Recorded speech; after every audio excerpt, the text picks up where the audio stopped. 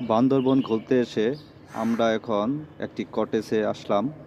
তো কটেজের চারদিকটা দেখে নিলাম একবার। মোটামুটি সুন্দরই বলা চলে। একটি বসার জায়গা আছে, ওখানে সাঙ্গু নদী। আর এটা হচ্ছে আমাদের রুমটা।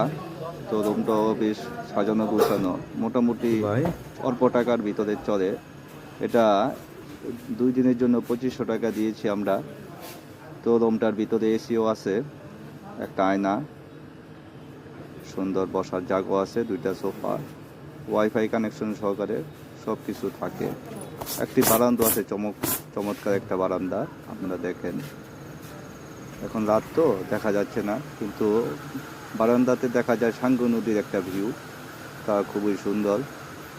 আপনারা আসলে একটু দেখতে আনাচে কানাচে একটু দেখবেন, খুঁজবেন, ভালো একটা হোটেল পেয়ে যাবেন ইনশাল্লাহ। সবাই বান্দরবন আসার জন্য